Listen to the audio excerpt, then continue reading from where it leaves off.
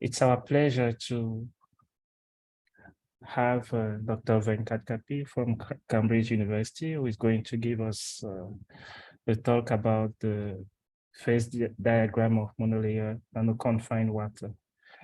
So just a short introduction about for Dr. Venkat Kapil. He obtained his Master of Science in Chemistry from IIT Kanpur, which is in India, and then went on for a PhD in Material Science at EPFL under the supervision of Michele Seriotti. Quite recently, he started working in the group of Prof. Angelos Michaelides as a visiting research fellow at the Yusuf Hamid Department of Chemistry at Cambridge University, funded by the Swiss National Science Foundation, and is currently an Oppenheimer Research Fellow at that same department in Cambridge. In 2020, he was awarded a Sidney Harvey Junior Research Fellowship at Churchill College, University of Cambridge.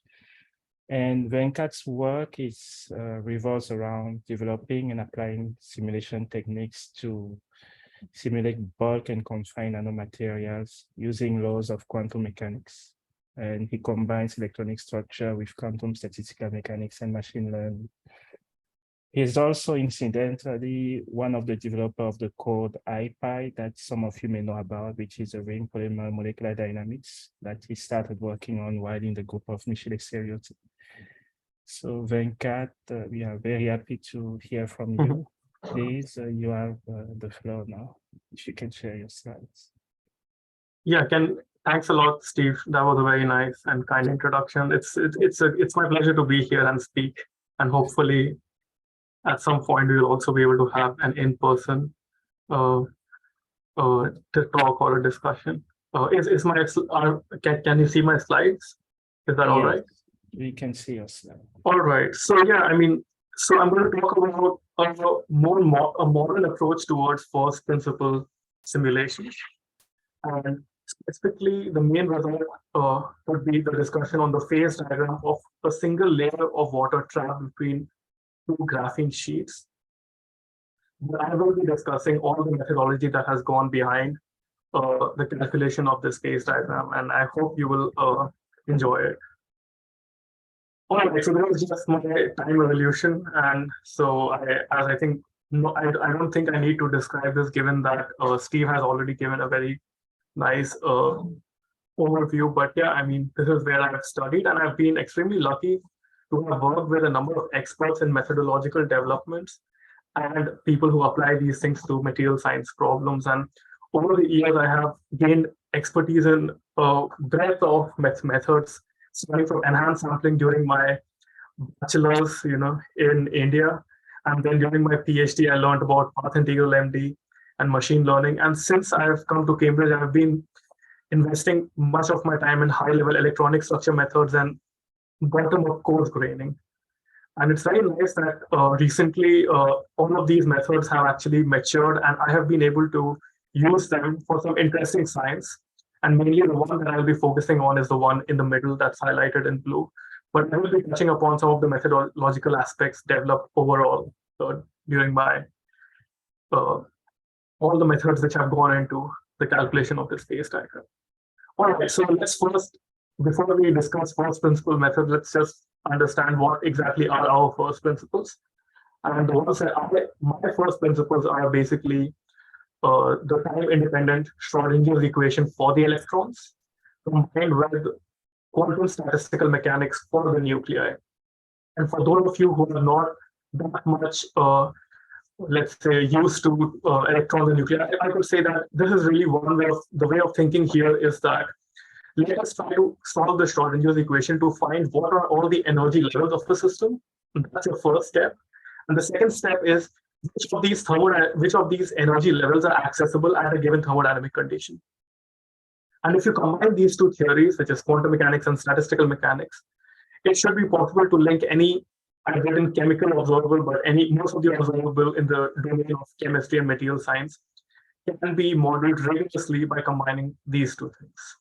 And it is important to note here that this method that we are using is a phenomenological method, because quantum mechanics is like a phenomenological theory, and hence any approximation made in the way we model these will lead to an error in our modeling.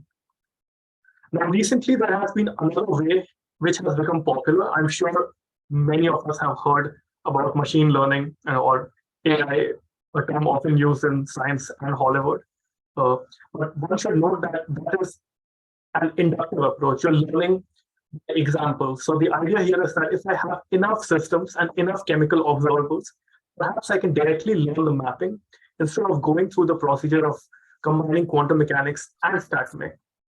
And here, since it's an inductive approach, there could be issues where the model doesn't have much information, and in those cases, you could have errors in your modeling. So there are these two types of methods broadly. And the way we are going for it is something in the middle, where we would like to avoid the calculation or the solution of the Schrodinger's equation. And that mapping we are happy to learn. And through uncertainties, we also want to make sure that we are sure about our predictions and we know when it's supposed to fail. And then we would like to combine it rigorously with statistical mechanics and link any observable. So this is the approach that we're trying to choose. All right. Now let's get to the system that we have at hand, which is nanoconfined water. Here I've shown the phase diagram of bulk water. And I just wanted to mention that bulk water is well studied. I'm not implying that we know everything about it. I mean, it's an area of active research. But let's just say if we are interested in analysis or technological applications where we would mainly be using water between 0 and 100 Kelvin, and in this regime, we kind of know what water is going to behave like. We know the phases, we know the melting temperature, the density, etc. However, the same is not known when water is trapped in very thin films or in very small cavities. We don't know what the phase diagram is. And it's important because nanoconfined water is found everywhere. For instance, in living systems in our bodies, within cells, between membranes, we have water which passes through very narrow pores or is trapped between membranes. Similarly, within rocks, water can very easily get trapped in these cavities or between layers of rocks. And in all of these situations, we don't know what exactly is the phase behavior. We don't even know in many cases whether it's a solid or a liquid, and hence the general lack of knowledge. It's not just limited to natural systems, but even for technology, understanding water in narrow pores or narrow regions is very important. For example, here I've shown an image of an anion exchange fuel cell, an anion exchange membrane of a fuel cell, which basically has hydroxide ions and water, which usually passes through this permeable membrane, and it has a lot of cavities and pores. And it's really not clear what exactly, for instance, even is the phase of water at low densities, and how does water really diffuse through this. So it's very hard to engineer from first principles a new device or a new membrane for a fuel cell, because we didn't have the fundamental understanding as of yet. Similarly, for water treatment plants, for example, right now activated charcoal is very well used. It's not really clear exactly the mechanism of water diffusion, which ions can selectively pass, how do you control the selectivity, etc. And here, for instance, this is an image of graphene being used to filter water, and this is basically at the forefront of future water treatment plants. And in order to really be able to develop new technologies, it's important that we have something like this or some more knowledge on what is the phase behavior of water, what exactly is the phase behavior of water in nano confinement. Right. Now, the other thing is that there have been many experiments on this system, and these are very well controlled experiments, extremely challenging and pioneering, I would say, because these really involve the development of nanotubes or layered materials, which with extreme precision. And for instance, in this paper in 2017, they tried to explore the phase diagram of or the melting transition in water in carbon nanotubes. And what they have found is that for very small nanotubes, for example, these single wall nanotubes, the melting temperature of water can exceed 100 degrees centigrade. As you can see, if people would like to use something like that in water treatment plant, it would be useful to know at what point you would have a solid or at what point you would have a liquid. itu may panafan. All right, I think I'll continue unless there is a question. All right, so in the next slide, I will show what happens to water when you trap it between two hydrophobic layers, and you gradually reduce the thickness. And as you can see, as you go from, let's say, very large thickness or microscopic thicknesses to, let's say, thickness of the order of 1 nanometer, water basically loses all of its electric constant, which arises from, let's say, the rotational modes of water, and it goes down to its optical limit, which arises purely from its electronic states. As you can see, that a high electric constant of water is extremely important for in the chemical industry, because that is what allows water to solvate so many ions. And so you can realize that something like this would be extremely important to understand if you would like to develop technologies using nanoconfined water. And finally, one interesting property of water is that it flows very fast through carbon nanotubes. And I know this figure has a lot going on, but all I want to say is that, and all I wanted to observe is that as you reduce the tube radius, the friction coefficient between water and the tube reduces by a fair bit.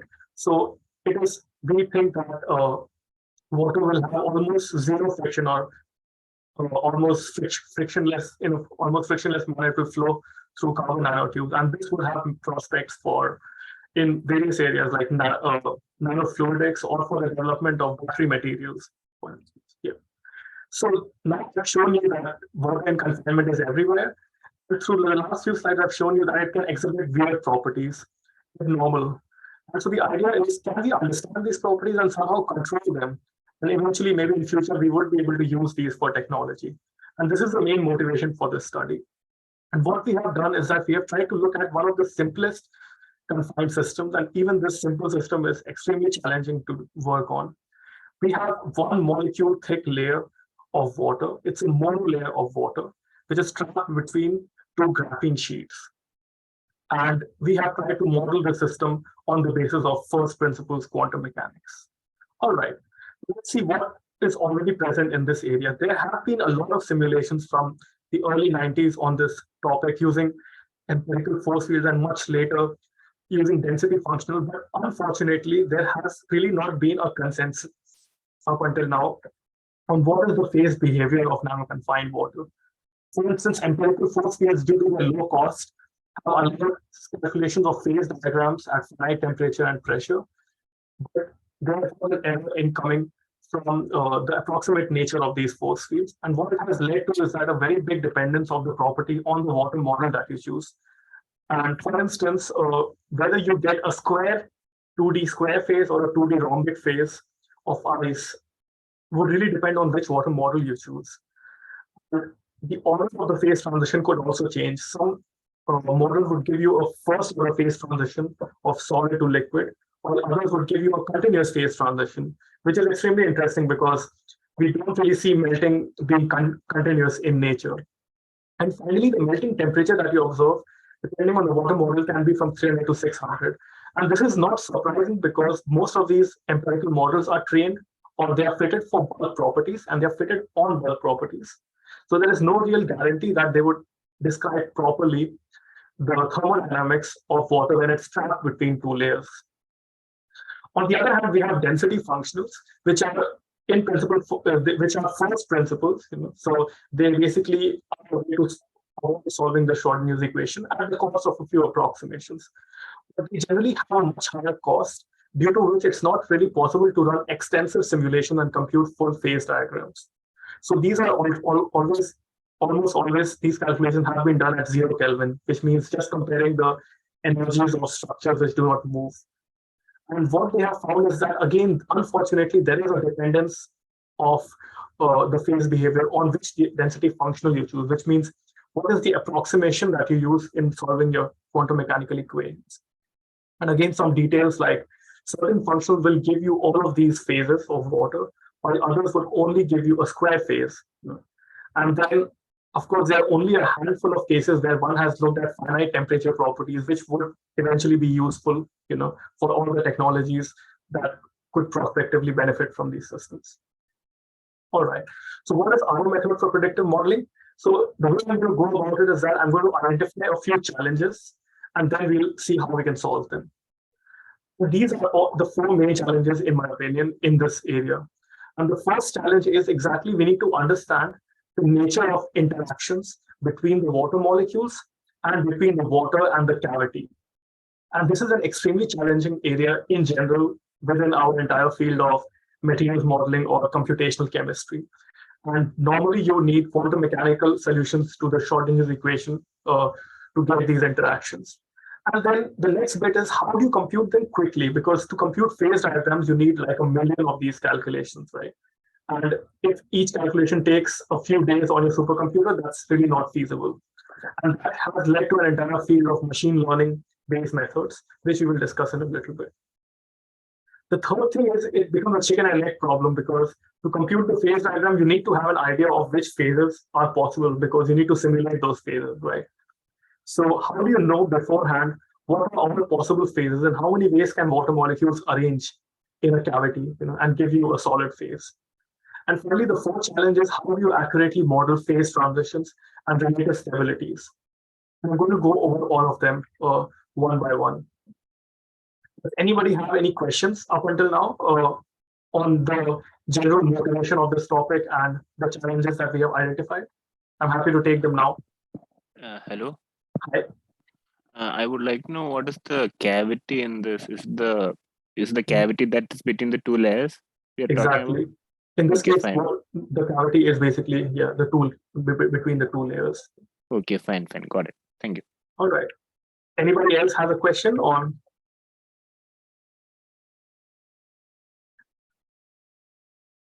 In that case, I will just proceed forward. All right. So the first bit which I'm going to talk about is how do you model water and water cavity interactions. And there are different levels at which you can solve the quantum mechanical equations for the electrons. Of course, maybe I need to mention this, that it's not possible to solve these analytically, and only recently there have been developments on, let's say, numerically exact methods, but they are extremely expensive. So overall, the way normally we solve these equations is through an approximate formulation of so-called density functional theory, which scales much more conveniently and allows us to at least get some numbers which we run on supercomputers. And then there are many levels at which you can identify these or develop these density functionals. For example, LDA, GGA, meta GGA, and they are just different tiers of accuracy, so to say. And basically, close to the top of these tiers, there are some methods like quantum Monte Carlo or truncated couple cluster. There are many more, but I want to talk about these two because these are the ones that I have been working on together with Angelos Michailidis. And what we're trying to do is that historically, these methods are extremely challenging to automate on your computer. So it's not as simple as running a calculation. You have to do many tests. You have to converge your results with respect to many parameters. So what we have tried along with a very bright student, Benjamin, that we have tried to automate all of these methods so that you put in your structure and the code will automatically do all the tests for you and give you high quality numbers. They are still expensive, but the advantages of these calculations is that they are very accurate. And what it allows us to do is to just do a bunch of calculations, on that basis, get some reference data on how should the energy of different phases change at different pressures. So in this case, for example, for a few of the previously known phases, we have calculated these quantum Monte Carlo energies, which were extremely expensive but affordable due to some recent developments by Andreas. And then what we have managed to do after that is use these to benchmark a number of less expensive methods. And in this case, particularly, we have used density functional theory. And we have really benchmarked a lot of these functionals based on quantum Monte Carlo. And we have identified in this case that this red PBE0D3 functional is the one which gives the least discrepancy between quantum Monte Carlo energies and TFT energies. And if you're wondering what this plot really means, these bars tell you what is the energy of a known phase of 2D ice, which known from literature, and quantum Monte Carlo level, and basically these markers show you what is the energy predicted by DFT. So DFT is not perfect, But still, this is the best that we can do at this level because it's not possible to directly run simulations with quantum Monte Carlo. All right. Now, the next step is how do you use them for simulations? And generally for simulations, you need a lot of these calculations because in every step of the simulation, you will use them to compute the force and you use the force to move your atoms, right? And again, you could compute this at every step, but that would be extremely expensive. So what we do is that we try to learn the mapping between the structure of a system and its total energy. And this is an area of active research. If we want to convey this information in a more modern meme-like way, which is that performing a density functional DFT calculation at every step would be extremely expensive. So the more modern way is to pre-generate a training set, learn a machine learning model, learn the mapping between the structure and the energy, and use that to predict every step extremely inexpensively. And this is what allows us to actually compute phase diagrams. Now, I've been extremely interested in this area for a while. Since my PhD, I have been surrounded by people in Michele's group who were developing these potentials, and I have a lot of knowledge through that. And later on, I have worked with Edgar Engel on how do you quickly develop machine learning potentials for a given system. Because yes, these are extremely inexpensive, but it does take a lot of human time to develop these potentials. And I've basically tried to come up with some high-level recipes on how can you generate your training set quickly without running a single DFT simulation, and then how do you set up your parameters, how do you subsample all of these structures and so on. And more recently, in Angelos's group, I've also used one of the approaches developed by Christoph Schramm, published in PNAS, where they use a committee of machine learning models. And the idea here is that instead of training a single model, you train a group of models, and you try to use the average of this group of models as a final prediction. And the standard deviation of all of these models actually gives you an error contribution. So eventually what we do is something called active learning, in which we explore the phase diagram using these simulations, using machine learning simulations. And for the cases where the errors are high, we add those points to our training data. And we just keep this happening in cycles until we are satisfied with the accuracy of our model. All right, so basically you start off with a preliminary model, you run your simulations, you check the structures for which the errors are high, run DFT on only those structures, add them to your training set, and you keep going. And I have to say this was extremely efficient. And within 2 weeks, we were able to build a model from a model for bulk water to a model for nanoconfined water, from generating the data set to an entire validation of the errors of the potential across the entire phase diagram. You can see that these are the force and the energy errors as a function of temperature and pressure. And these are extremely low, which gives us confidence that our model is actually extremely accurate. All right, now the next step here is what are all the possible structures of water when it's in this nanoconfined system. And this is this problem is actually not just for nanoconfined system, but also in bulk. It's a general problem. How do you pack molecules, and how do you know which is the most stable arrangement of these molecules, right?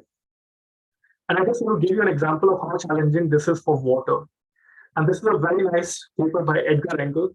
And sorry for this extremely cryptic figure, but all I want to show you is that each dot over here tells you a possible arrangement of water molecules, which is a minimum in your potential energy surface. So this is a metastable state. In principle, your system could be in this state.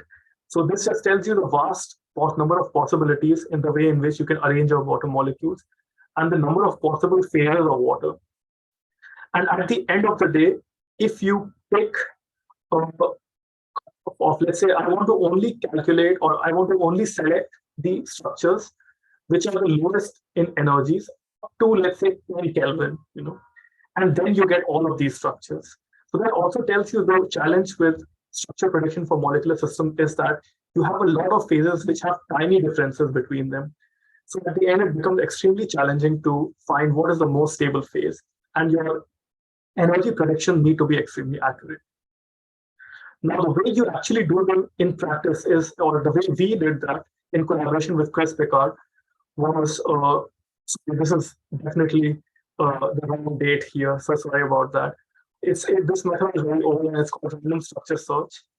And the way you do this is, for example, for the case of monolayer water, we actually just randomly put water molecules in our system, and we apply, let's say, a potential, which is like a wall. This potential models the water-carbon interactions.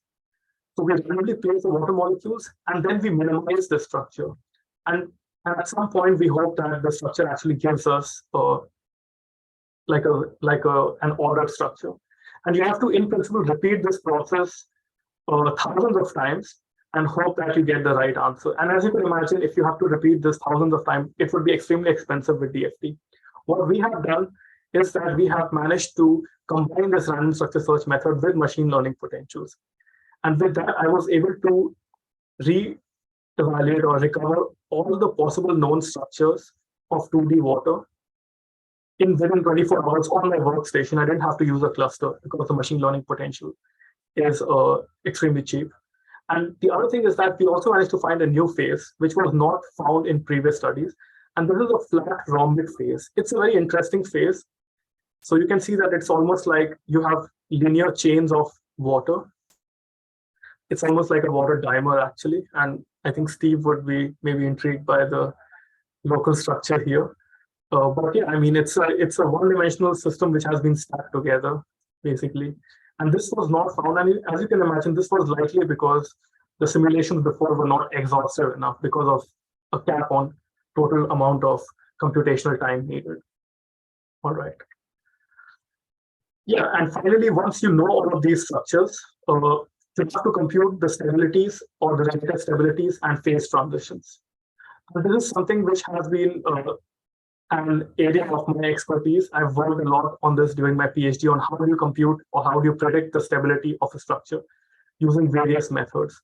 And this is basically like a checkerboard. We call it this the Jacob's checkerboard because often we find the Jacob's ladder where people discuss that the accuracy of your model depends on the level of electronic structure, but equally important is the level at which you treat the motion of your atoms.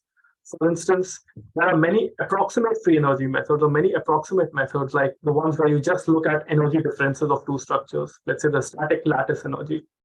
Then you have methods which are like the harmonic approximation, where you include entropy, but only in a harmonic manner. So it would not work for cases where you have double wells. And then there are a class of approximate anharmonic quantum mechanical methods. For example, vibrational self-consistent field or self-consistent phonons. But they would have some sort of an approximation. So what I have been working on are these integral molecular dynamics based methods, and this method allows you to, in a numerically exact manner, include anharmonicity and quantum nuclear effects for the nuclei. So with this, and by combining this with thermodynamic integration, we are able to predict what is the numerically exact free energy for a given potential energy surface. I wouldn't go too much into the details, but I just want to tell you that for the nuclei, we are able to predict the free energies almost exactly for a given surface. And just to give an example of the capabilities of this approach, I would take the case of a few molecular crystals like benzene.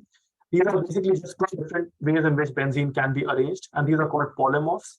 Similarly, we have glycine and succinic acid. And what we have been able to do is we have been able to compute the exact relative free energies.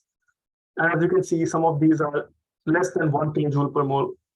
So you can actually compute all of these at that kind of accuracy.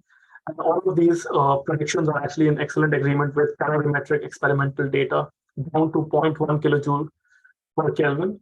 Sorry, 0.1 kilojoule per mole. And what it allows us to understand are the errors in different methods which treat these stabilities in a more approximate manner and give us more control in the accuracy of our modeling. All right, so I will just summarize the entire methodological setup, and it was quite a lot. So I'll just explain this again at a high level just to bring everything together.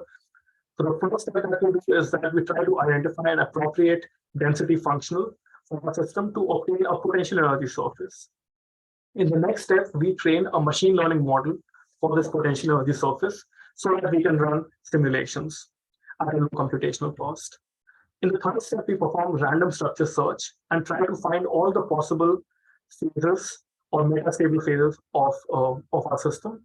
In the fourth case, we use rigorous free energy method based on path integral molecular dynamics to compute our relative stabilities. And eventually, and this whole thing gives us a temperature pressure phase diagram. So the first step is for accuracy, because we would like to have accurate intermolecular interaction between the molecules. The next step is for efficiency. The third step, make sure that we are exhaustive in terms of the phases that we find. And the fourth step is that we use rigorous approaches. And we hope that with all of these combinations, we have a predictive level of materials modeling. I will take another break here because this was really a lot of methodologies. I would like to ask if people have any questions so far. There are two questions in the chat. Okay. The first one was from Omololo, which is Yes. asking what is the bottleneck? Why does it take 2 weeks to construct the potential energy surface, the potential, the machine learning surface? And the second one is from Donfat, who is asking what characterizes the metastability of the molecules in your system. Yeah, thanks for these questions. These are very important questions that have been asked. Let me go back to that. So my impression is that what is the bottleneck? Why does it take 2 weeks? So the bottleneck here is to develop a good training set. In our training set, what we need are various types of structures, and we need to compute the energies at DFT level. So generally, it's a circular problem that you need to have a potential. With this potential, you explore new structures, and you add the structures which have the highest amount of error in them back to your training set. So this is an iterative process, and the time mainly comes from the DFT calculation, because we are able to train a machine learning potential extremely quickly. Yeah. So 2 weeks, maybe I gave the wrong impression. I mean, I know that many times it takes an entire PhD to develop a machine learning potential for the system. And it's very common to spend 1 year of your PhD on this. I feel getting a potential in 2 weeks is extremely quick, especially because it works on the entire phase diagram of the system. I hope this answers the question. The bottleneck are the DFT calculations. Yeah. Okay. Then the next question, sorry, is there a follow-up on this?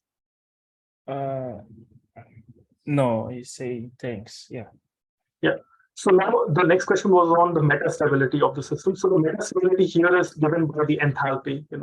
So if you optimize your structure and it falls in a local minimum, and this is actually a minimum, it's not a saddle point, then we say that you are stable, that your structure is metastable. Of course, at high temperature, it may not be dynamically stable. And we found actually many of these structures. Some of them look, for example, this structure is a buccal-rhombic phase, And in previous studies of phase diagram, this was shown at 0 Kelvin to be one of the most dominant phases. We found that even at 10 Kelvin, this becomes dynamically unstable. So yeah, for metastability, we use the minimum of potential energy surfaces or the minimum in enthalpies. But after that, you have to do your free energy calculation at finite temperature. I hope this answers the question. Oh. So I have also a question. Yes. Because you discussed about the quality of the electronic structure. Yes. I know that quantum Monte Carlo is considered to be one of the most accurate, though it's not.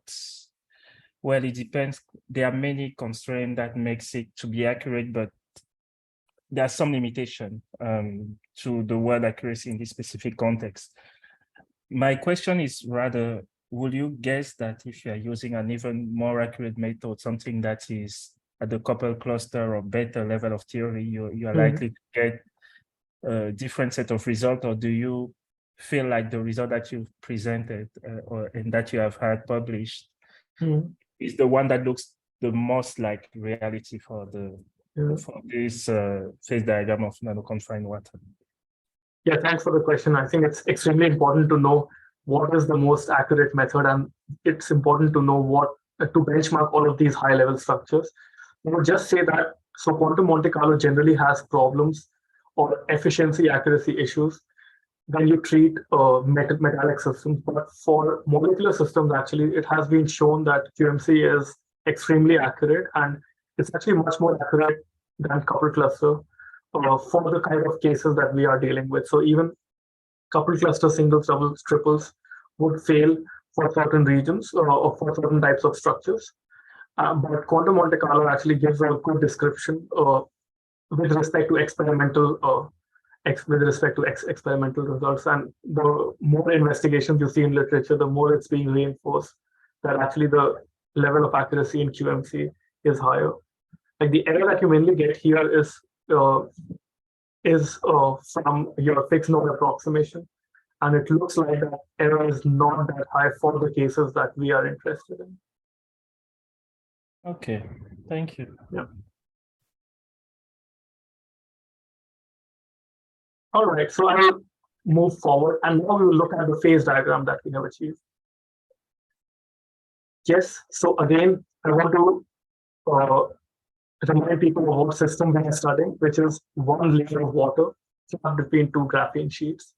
And what we really apply here is a lateral pressure on the water molecules. In an experiment, this pressure mainly comes because the two graphene sheets pull each other because of van der Waals interactions. And generally, water is encapsulated, so these sheets terminate at some point, and that puts a very large lateral pressure on the system.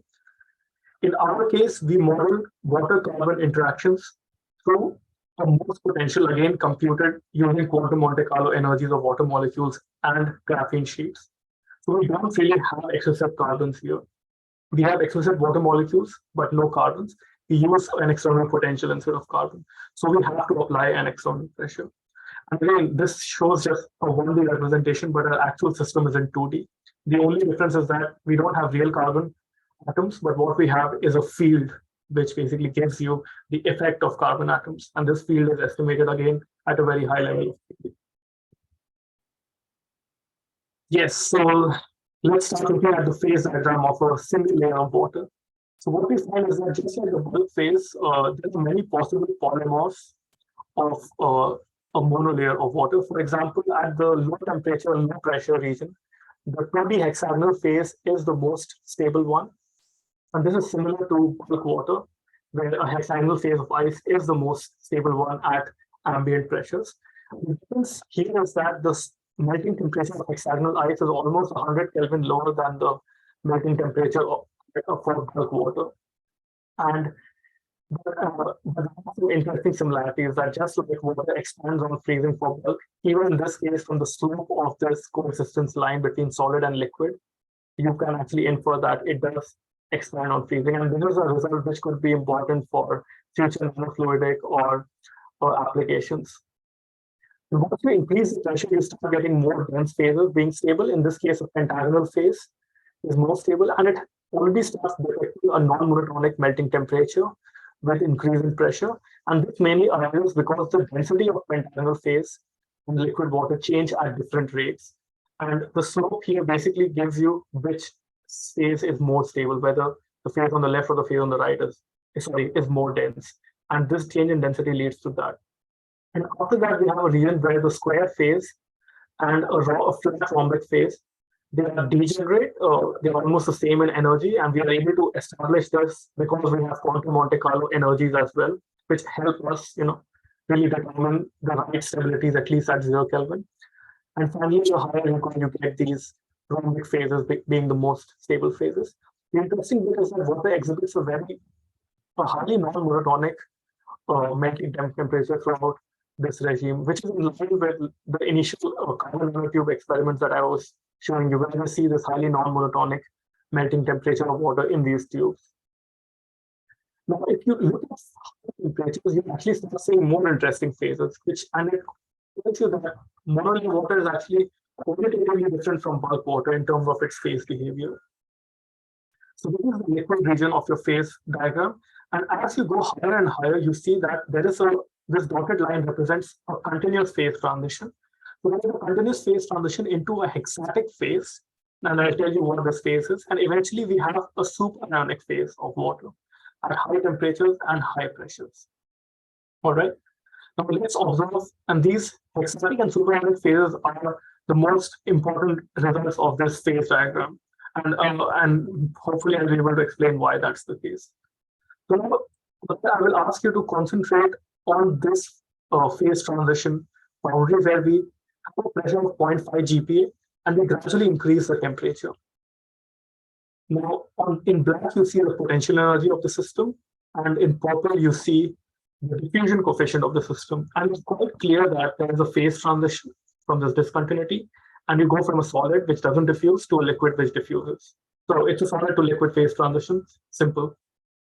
Now, if you look at the same transition at a slightly higher pressure, like 1 GPa, which is the expected pressure between, if you just at ambient conditions leave water between graphene sheets, you see that across the first phase transition, there is no change in diffusion. So this phase is not a liquid phase. And then this phase is diffusing just like a liquid. So you have a first order phase transition from a solid to this intermediate phase, and then a continuous phase transition from here to a liquid phase. And this is extremely interesting because it really draws parallels with a KTHNY theory, which is of phase transition in 2D materials, which says that a solid actually for there are some bonds on the type of potential energy surfaces, but for local potential, a solid goes into a liquid phase through a hexatic phase. And this hexatic phase is basically an intermediate between a solid and a liquid. And if you are interested in what this hexatic phase looks like, so here's a short video of this phase. The side view shows you that the water molecules are actually static, but they're rotating about their axes. And the top view shows you that the phase is pretty much disordered. So it's solid-like because it doesn't flow at low temperatures, and it's liquid-like because it's disordered and all water molecules rotate. And hence it's an intermediate. Of course, we can describe this in a more rigorous manner. For example, by computing the spatial distribution and the K-space distribution. This is the structure factor of the system, where black points depict the probability of an oxygen atom in K-space.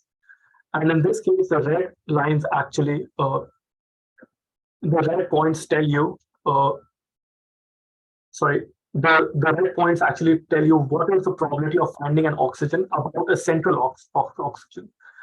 The black regions tell you about the hydrogens, the distribution of hydrogens. And you can see that there is no translational order in the system. And you can see that as you go from here to here, there were fading in your structure factor. But there is a 6-fold orientational order of the system, which is exactly the textbook definition of an hexatic phase. After that, as you increase the temperature, you start losing orientational order. And you can see that the water molecules actually they are initially localized, that 6-fold symmetry. Now they start delocalizing, moving between, and you start seeing a loss in orientational order until you get a liquid and you have a completely isotropic structure factor. And this is a confirmation that you have a liquid. And these structure factors can in principle be measured experimentally. And we hope that we are in touch with some collaborators. They will actually find this new phase of water. Now, as we go to a much higher, as we go to higher pressures, as I said, we start observing the superionic phase. Now, what is a superionic phase? Here is the very simple way of describing it. 4 GPa, if you look at bulk ice, it forms this I7 phase. You can understand what is the rate at which protons dissociate in this phase. And basically, they don't dissociate that much. In 100 picoseconds, pretty much the percentage of dissociation in bulk ice is 0. So you're not likely to see any dissociation in that time scale. However, monolayer ice at 2 GPa, 3 GPa, and 4 GPa already you see a much higher propensity of dissociation. And this is a new result which tells us that 2D water is more likely to dissociate than bulk water at the same temperature and pressure for the confinement width that we have considered. And this is a very interesting result because at 600 Kelvin, basically, you have pretty much a full dissociation of water in a few hundred picoseconds. And we were extremely interested in understanding whether this has anything to do with this known superionic phase of bulk water, which is usually found in the interiors of giant planets. And to do that, we computed the Green-Kubo ionic conductivity of this phase for GPa as a function of temperature. And we found that actually, indeed, around 350 Kelvin, we surpass this 0.1 Siemens per centimeter cutoff, and we actually observe a genuine superionic phase of water at much lower temperatures and pressure than found in bulk. And if you're interested in what this phase looks like, I hope this video is rendered now. Yes, it has. So this is going to be in the first half of the video. You are going to see these blue regions basically show you the presence of proton defects, and a lot of hydronium and a lot of eigen and Zwindel-like structures are being found, which means that protons are dissociating. And the next one, we're going to lose all the protons, and we're just going to look at the trajectory of individual protons. And as you can see that these protons are extremely mobile, and they hop from one oxygen, which is shown in red, to the other oxygen. So this is a highly dissociated and highly diffuser phase. And we think that because it has such a high ionic conductivity and low onset conditions, this could be useful for the development of future battery materials or electrolytes. All right, so with this, I'm going to just summarize all my results and conclude on some outlooks here. And one thing I would say is that monolayer water, although a very simple system, just one 2D, quasi-2D layer of water between graphene sheets, very rich and diverse phase diagram, and it's fundamentally different from that of bulk water. It has some genuinely new phases. We find a lot of stable polymorphs. We find a non-monotonic temperature, melting temperature dependence with pressure. And then we find a so-called hexatic phase, which is in between a solid and a liquid. And eventually we find a superionic phase, which we believe has prospects for technology. So one of the major conclusions of this work is also that this work shows that nanoconfinement could be a genuine route towards finding new superionic materials which become superionic like ammonia at extreme pressures and temperatures could probably be made superionic much more conveniently using, let's say, bilayer sheets of layered materials. And overall, I hope that this presentation highlights the need for the development of accurate first principles methods so that we can do predictive modeling of complex systems. Hopefully, this will drive future technologies.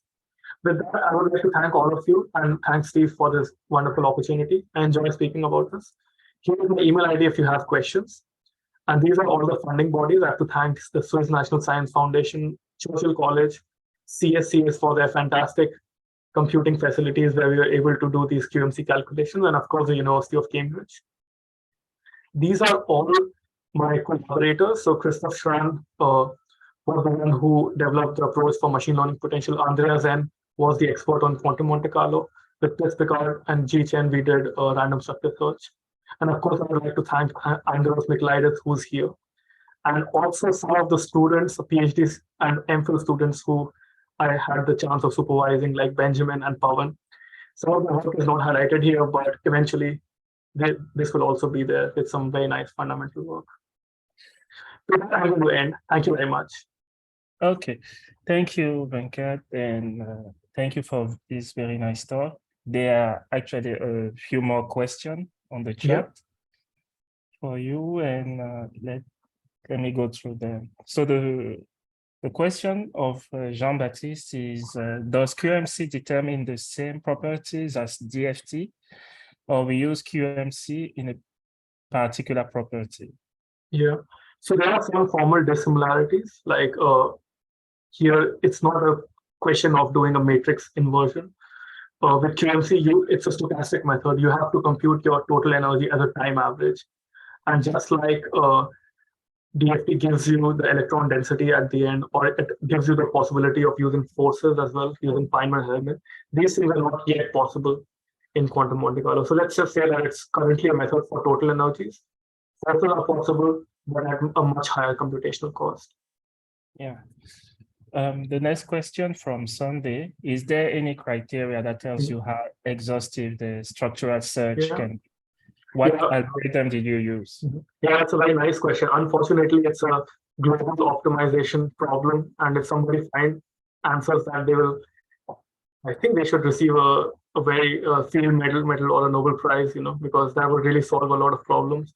So unfortunately, we can't really show. What we can do is that we can actually do very long investigations and make sure that we keep seeing the same phase over and over again, So most of these phases, we are in this lucky situation that the most stable phases are also the ones which have a high entropy, So what really happens is that you're more likely to see the more stable phases. So we benefit from this empirical knowledge, that you're likely to see the more stable phases. So if you run exhaustively at a lot of pressures, for a lot of widths, for a lot of possible water molecules, and in this case, I almost ran few 10,000 searches, each search probing, and use some data-driven methods to analyze this.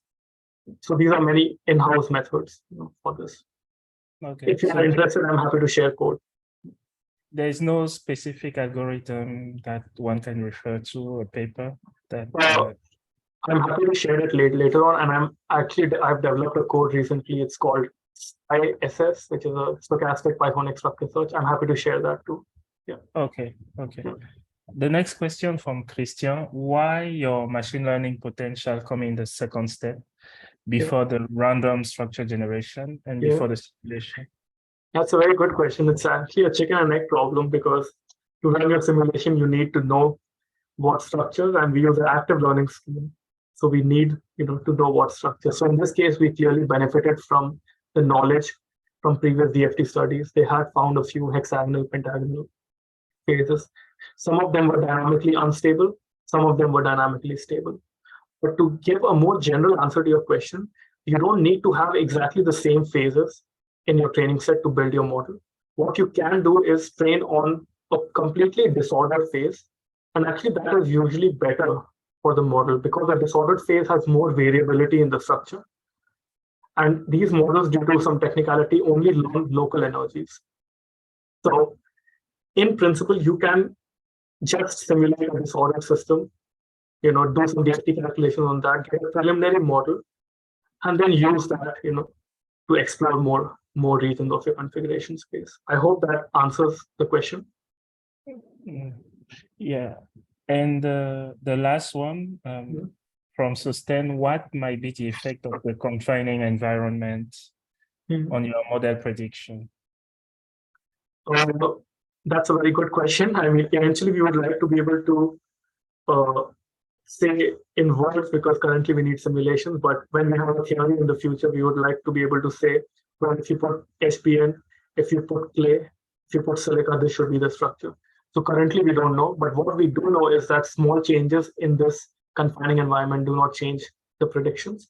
Small changes in the confinement width up to 6 angstrom don't change these predictions.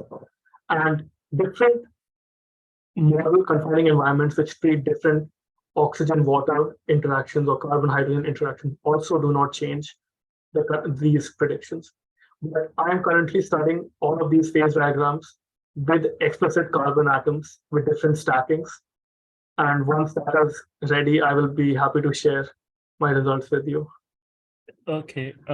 Yeah, there are more questions. How do the structure change with the van der Waals interaction? Yeah. So we include van der Waals in the DFT calculation. Yeah. So we used E0 plus D3. So we used a D3 correction with Axel Rotel Muto. So three body terms. So with quantum Monte Carlo, you don't need anything because it includes all of this. But when you use your DFT, it's generally not sufficient, especially higher functionals or meta GGA or GGA. So usually you need to include dispersion separately. So those are critical. I think there was another question from Jean Baptiste. Yes, he was asking whether you have short-term visit opportunities back there in Cambridge for people interested in water splitting. So there is definitely this Faraday Center or Faraday Institute where they do research on aqueous materials for energy, and I think they might have some opportunities. But we should maybe send me a line. We can discuss that over email. There could be possibilities. Yeah. Okay. Another question from Omolulu. Does it make the graphene sheets more or less hydrophobic? Yes. So in this case, we have a hydrophobic potential, and this is an agreement with the true nature of graphene sheets. Because we don't have any defects in our case, the interaction is purely hydrophobic. But now that we are looking at explicit materials, we would we would also like to explore what happens when you have some hydrophilic nature. How does that change the structure or the phase diagram of water? Okay, I have another question. What you presented essentially is computational theoretical work. Yeah. What has been done on the experimental side? Like, is there Yeah. anything that can validate your result? Yeah, that yeah. can So we are in touch with experimental groups. And the initial results that I showed you were all experimental results. So experimentally, they can probe the phase behavior of water between carbon nanotubes. They can compute dielectric responses, so which means that hopefully they can also measure. So if your water molecules are more likely to dissociate, that should also result in some sort of indication in your dielectric response, especially in plane. So we are in touch with them. And similarly, there are controlled experiments on water molecules between graphene sheets. These all can be done.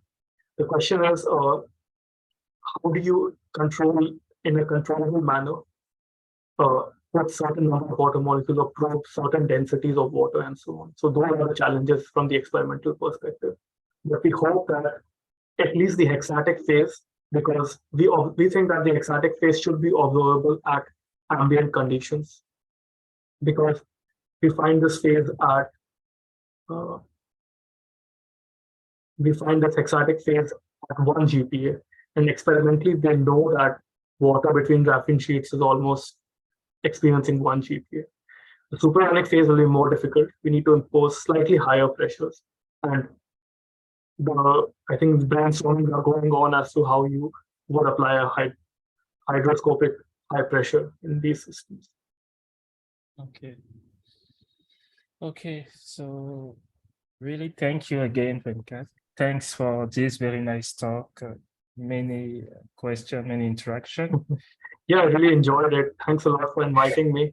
Yeah, I mean, well, we'll keep in touch and hopefully we'll meet you in Kigali in the very near future. Yeah, I would love that. And yeah, I hope I can also speak about, eventually we'll also have a discussion on quantum dynamics, which I know is an interest of a lot of people here. exactly. So thank you. And again, I mentioned to you that Venkat is also one of the developers of the IPI code. If you don't know what it is, you can try to Google it. And if you have questions, probably don't hesitate to ask him from time to time. This talk is going to be recorded and posted, has been recorded and will be posted on our YouTube webpage. So for those people who joined late, you will still have the possibility of watching it entirely. So thank you again, everyone, for attending, and thank you again, Venkat. And my pleasure, Steve. Yeah. And for those who are in the US, happy Thanksgiving. Like strange. Okay.